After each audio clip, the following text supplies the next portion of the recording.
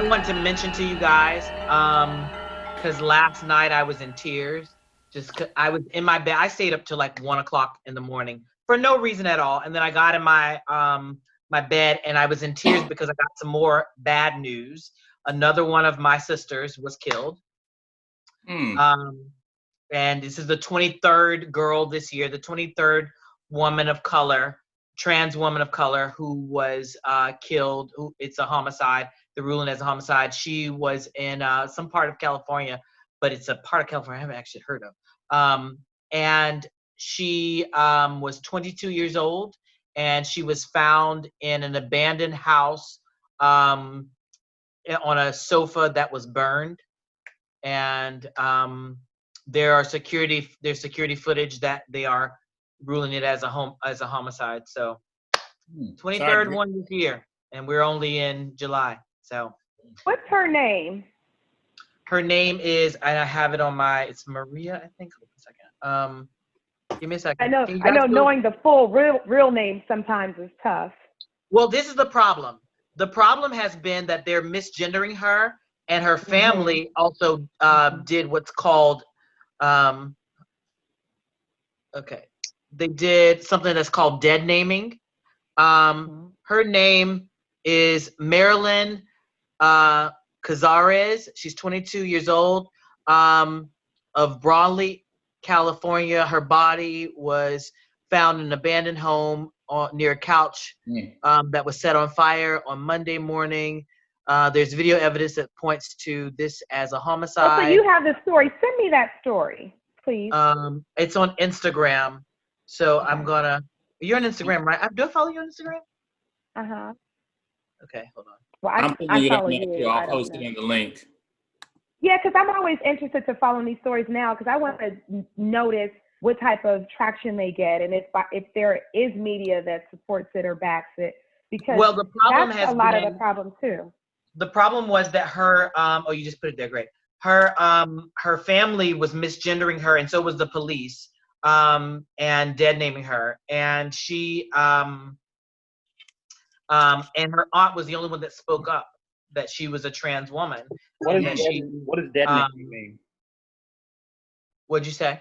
What does dead naming mean? What does that mean? So it's basically like you when someone who is transgender dies and they choose in the media to use the name that they didn't go by, the name that they were born with, and calling her by her boy name, and when she was transgender, um and also ruling it as it's a male, they'll say a male. That's the misgendering part. The dead naming is the name that she obviously did not go by. And so sometimes it makes it harder for a lot of the people in the trans community to um identify a lot of people because the morgue or the coroner will either dead name or misgender the person. But her aunt spoke up for her, but her family, of course, chooses. And you know this, Tony, because you know we've talked about this in the community. Where are you, by the way? Where's your face? All right, That right here. you a trans woman will die, and you show up to the funeral, and you're like, well, who's this man in the suit in this casket? And a picture. Um, Right. so it's just so interesting that we were talking about this last week, and it was so like crazy. We were talking about the conversation I was having with Tiffany last week, and now we're at 23. Yeah. So The not that this is a good side. I was just looking too. They launched a GoFundMe page for her for funeral expenses and stuff. It looks yeah, like they've exceeded the initial goal of 10,000, but of course, as we all know, it takes much more than that to do things truly justice. And apparently, I think San Diego Pride is next week, and so they're trying yeah. to tie in the activities around that. But Riley, I don't know if you've posted about that already, but whenever you do post, I'll probably share or amplify that at least on my stuff once you do. Yeah. Yeah, I posted it last night when I found it at like 1 in the morning. And I was in my bed about to fall asleep, but you know how you're like scrolling through social media, and then someone sent it to me. My friend Isis King sent it to me. Um, and I How is just was Isis? How's Isis? What's she up to? she's fantastic. I don't know if you saw When They See Us. which was on Netflix. Did you I see did. her in? She was the sister, right? Yeah. Yeah, she was. I did see She's her. amazing. She's one of my best girlfriends, and we talk every day. But she's doing fantastic. She did something with Tyra because I don't know if a lot of you guys know she was the first trans woman to ever be on America's Next Top Model. And she did something with Tyra for Model Land, but then the coronavirus shut all that down. Like the whole, the pandemic happened. So she had just shot it right before, and then before that, she did the Gabrielle Union for New York and Company campaign, and so she's fantastic in California. Wow. I binge watched this new HBO Max series, Legendary. Has anybody seen it yet? I haven't had a chance, but I want to. Is it worth watching? It is. I thoroughly enjoyed it. I had seen one of the guys who competed. I guess he's from here. And he's I guess he's the father of the house of Gorgeous Gucci, and they competed. So when he was on Fox 5, I was like, okay, I'm going to take a look at it. But it was thoroughly entertaining. I binge watched the whole season in one day. So I'll have to check it out. I will too. I'm sitting there pulling it up now. Like, okay. Oh, Yeah. so did you guys watch Disclosure? You watched it, Byron, right? Yeah, I did. yeah, I watched it. Yeah. It was so eye-opening. It was just weird, and it was interesting how it crossed over because they were showing some of the skits actually had black face in addition to. So it was like it was just so crazy because I'm sure I probably had seen it in one or two different ways, but never saw it from that vantage point. But one of the things that really struck me was when Laverne was talking about how when we see transgender women or transvestites or transsexuals, whatever, we are conditioned to automatically laugh. Right. That they are there for comedic effect. And I was like, that is so true, because when I was younger, you laughed, but I never really understood why I was laughing. But it's because when you saw them on a sitcom or you saw them in a movie, it was always in a comedic type of performance. Yeah, and the same thing happened. They didn't really touch on this a lot in the documentary, but I always go back to Jerry Springer and Maury Povich, but it's funny because I mean, you guys see me here and you see, everything I've done and whatever in media and all that stuff. But I have had moments where I walked into a space and people laughed because they knew that I was, and it has even happened in my own family where they even if someone in my family called me by my former name, and then I once heard my uncle picking at the tone in my voice. Like, if you call him by the other name, then he'll say, "I'm Riley," or whatever. Like it was just like a whole thing that like happened. And I think and I didn't even think about that until I heard Laverne say that you're conditioned to. And then you saw the part where she was like, there was always a thing where like a transgender person or somebody said, "Oh, it's a man," and then somebody throws up. Right. Remember, did you see that part? I was just like, "Oh my God, that is crazy." But that's the way they portray it in media. And it was very interesting to see that things that I had never even saw, like the part about the Jeffersons. I never saw that episode because I always saw the Jeffersons in reruns, and I don't think they showed that. I think it made reruns. I saw it, Riley, but I didn't catch it at the time. Like, I think because of my age and youthfulness, I didn't catch what the actual narrative, and I don't know that the typical black family actually understood what they were saying. And then to look back and to think, oh my God, that show is from the 70s. Just what a visionary team to be thinking about addressing what we see as a singular issue, this black family. Well, remember, I don't know if you guys remember on the Golden Girls, because the Golden Girls, like, it still holds up besides the fact that they don't have cell phones. But if you watch the Golden Girls right now, they dealt with a lot of things. They dealt with lesbians. They dealt with transgender.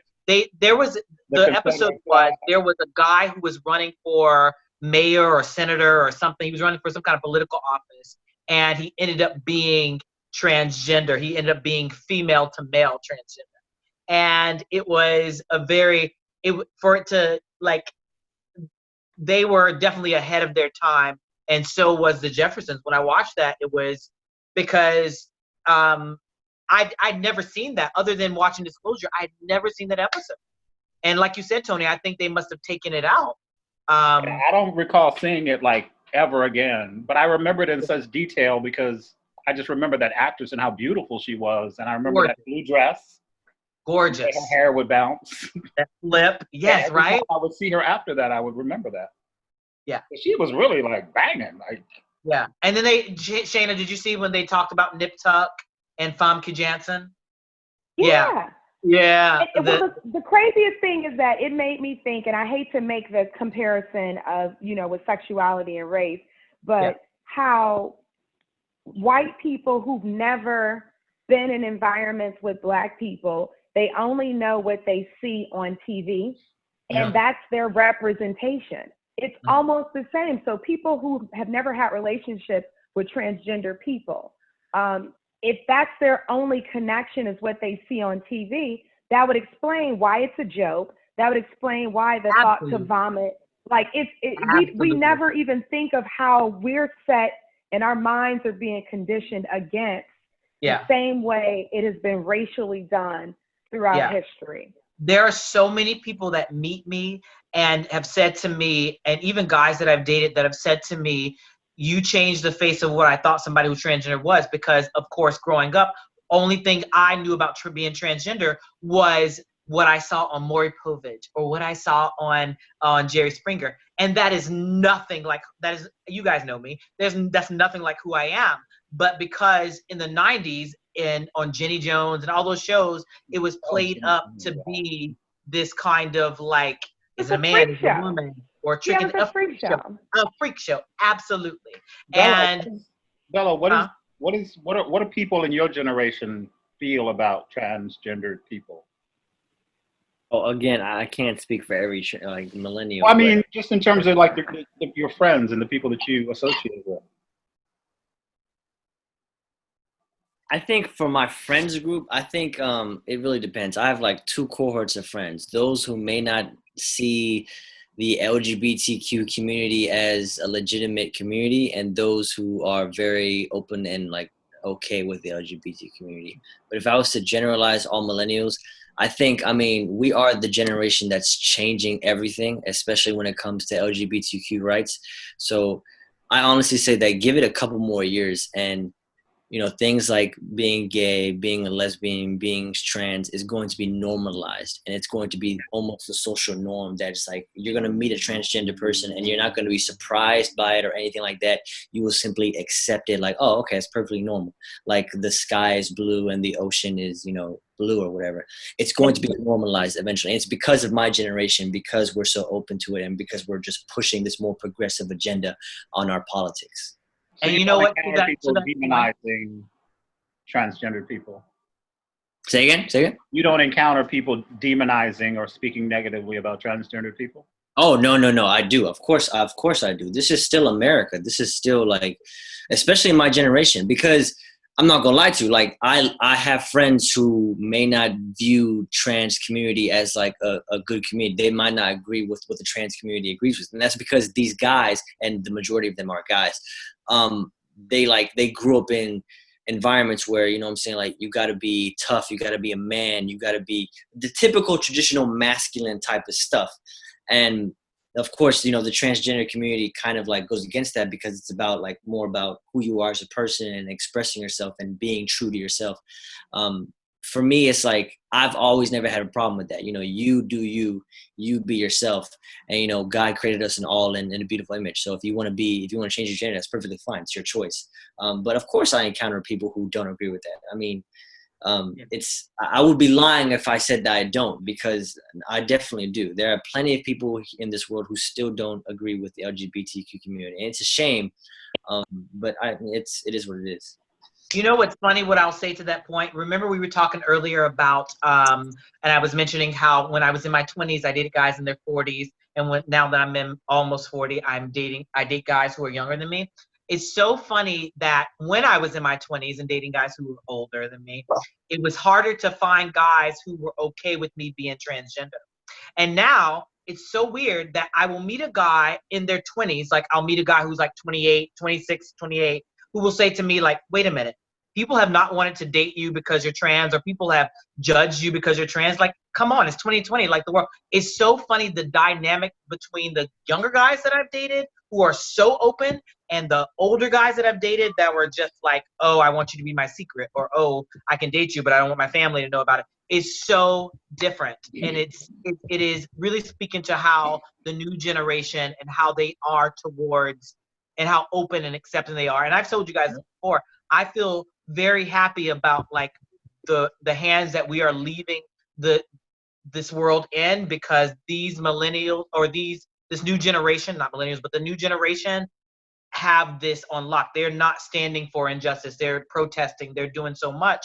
And it's just so interesting seeing the difference in, like, you know, what the demographic that I used to date in, and now that I'm older, the demographic that I date in now, that it's just kind of like much more open and fluid and very like, you know, it's like a bunch of Jaden Smiths walking around.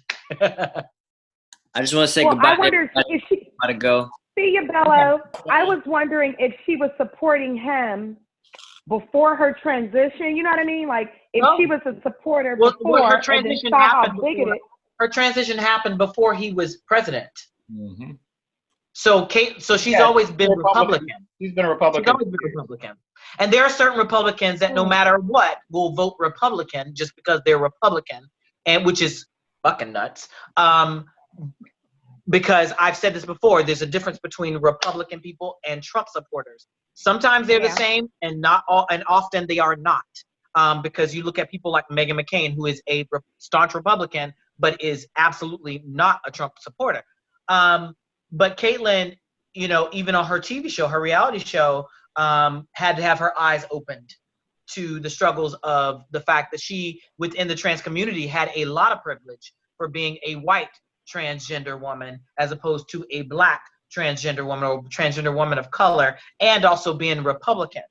And a person with money and resources and money, access. privilege, all the way around. Absolutely. So that's why there were tons and tons of trans people and trans representation before Caitlyn Jenner, but after, but because Caitlyn had a bigger platform and came out as being transgender, and it was so like, it was such a big deal. We've talked about it on the show before, of how, you know, because she not only was in one of the biggest families in America, but also was a pro athlete, and it was so out of nowhere that she, you know, identified as transgender. We didn't know about that before, how it became magnified bigger. And yes, it did a lot for the trans movement, but that movement was built on the back of trans women of color.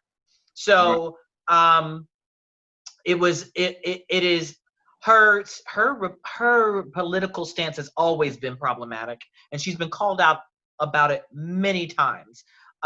So this sounds like a joke, but the problem is, in the political climate that we're in, we can't afford to have jokes and things come in and muddy up the thing and make jokes, and even if you're serious about it, this is still a joke, because this is ridiculous. Okay, why did you change Michelle to Barack? Something different. I try to work on something different every week. I didn't even notice it. On a different backdrop. Yeah, I try to work on. I'm working on something, but it just doesn't work out. By the time I get home, I don't have a whole lot of time, so I try to rush into character and get do stuff it before going. you leave. Put up a picture of us. Come on. You got all week. You have a picture of us. Yeah, make it a picture of us. Okay, I can do that. You know, I have it. Do a picture like you did with Michelle and Barack over in the corner. I will work on that. And then put a picture of you and Riley. I know you got pictures with all of us. Move them around. Another tedious task. I mean, you already put the two best black people up the last 2 weeks, so now it's us. I will work on that. Where's the dog? He just got down. Yeah, he was on your lap in the corner. I saw it. getting on my nerves too because he wants attention, and this ain't the time. Does he know? What's your dog's name, Shayna? Leo. Oh no. Lola. No, Lola doesn't congregate with dogs. She's not a dog. Neither does Leo. So yeah, Leo she doesn't either. know that she's a dog, so she only deals with people. Oh. Leo doesn't either. She doesn't know she's a dog. She does not, and nobody better tell her. So what happens if she sees another dog? What does she do? Nothing.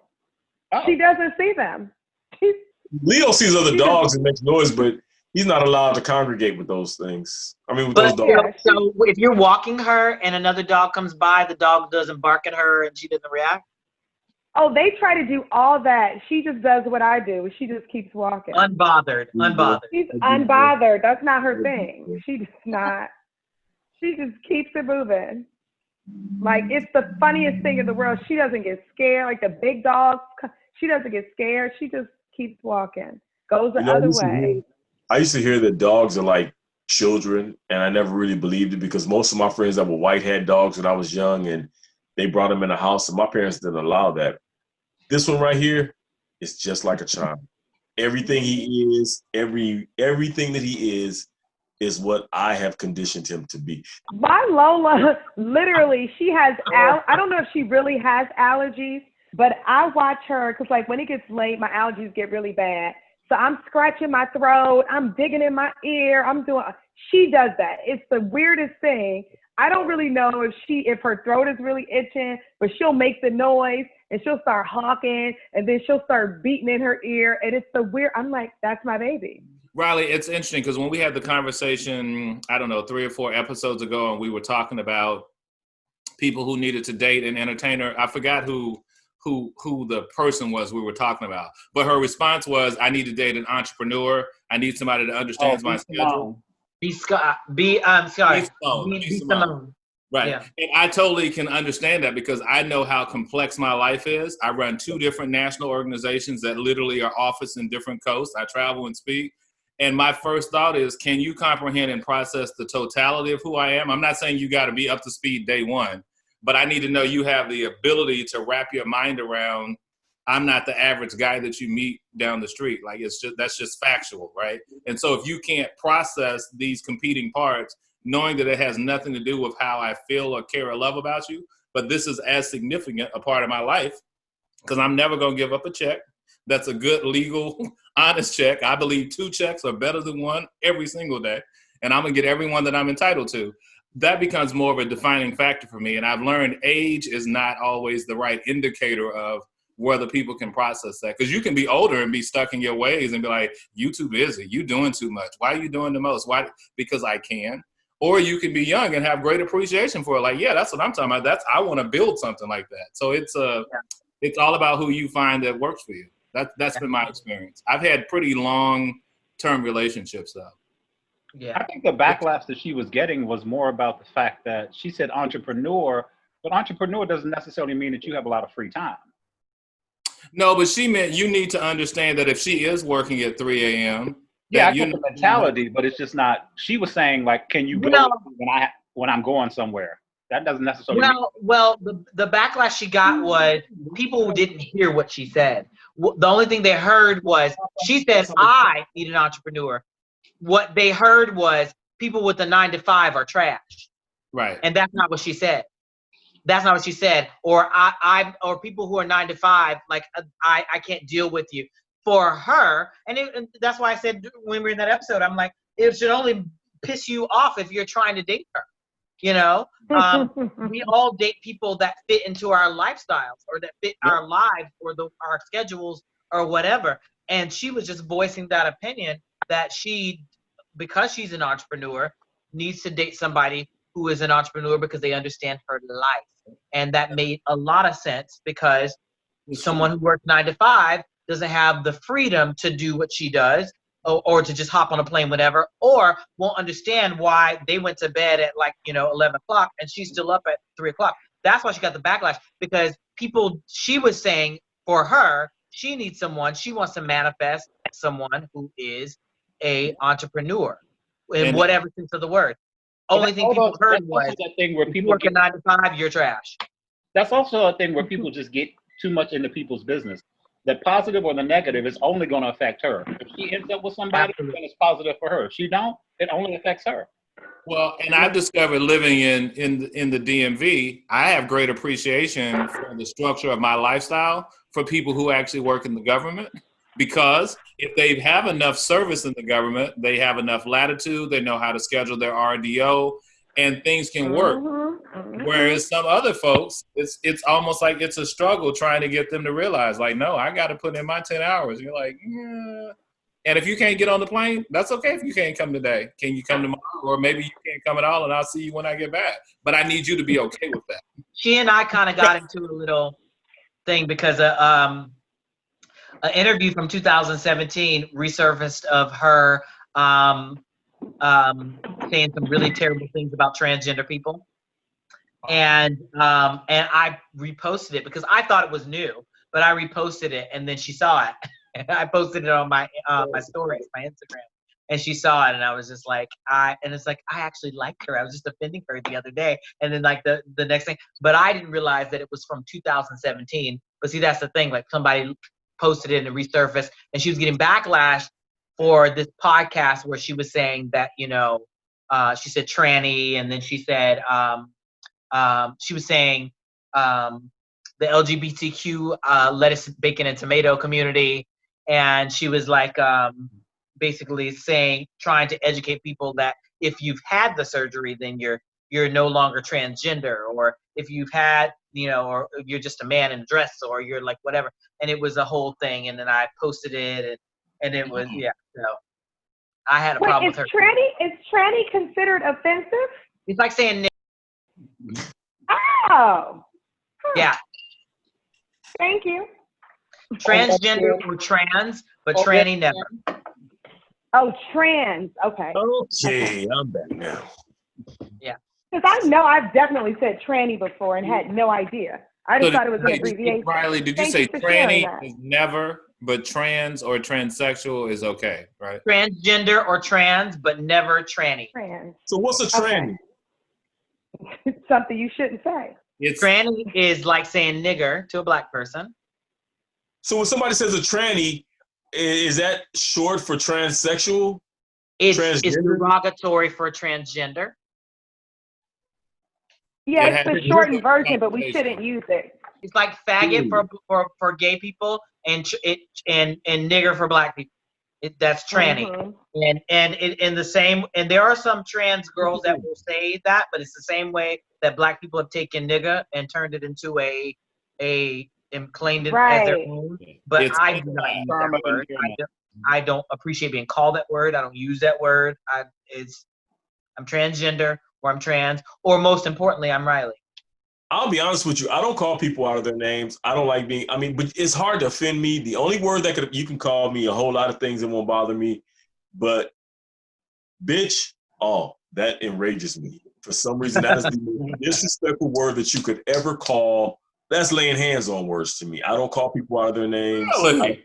I don't like that at all. I Okay. don't like that at all. It's the ultimate disrespect. And I call my boss that. I think my boss is a bitch, and I think the president of the United States is a bitch. When I call you that, there's zero love for you. Zero love and respect for you. And So you've never had a gay guy or a straight woman say "bitch" to you? I'm not really in those kind of circles. I hear them and I laugh. I laugh at it, but I don't participate. Like at work, the guys do it all the time. I just don't participate. I laugh and I tell them all, I don't get in this stuff with you guys because I'm not a joker. I may come in and I may not be in that mood. My Gemini will kick in. Yeah. I may not be in that mood, so I don't play with you like that. Don't play. I respect you. I demand the same respect that I give. That's and right. that's what it should be at. I totally get that. Yeah. But I'm going to tell you, there's nothing for me to call Delilah and be like, bitch, guess what just happened? Like, I have friends Right. I have friends that are like bitch, this and that. I think it's funny, but it's just not a language that I would just use. But somebody who doesn't know you to say that to you, like you said, is that's it. absolutely. Yeah. I get it. Those I've got to white drop people- and grab dinner, but we'll see everybody next week. Tony, Yes, you're the sir. host, so it's not going to cut off. You still got time. No, I'm good. Bye, y'all. You heard me put my stuff in my air fryer. I'm about to go ahead and grill me some chicken. Black people in your You chicken. heard me turn it on?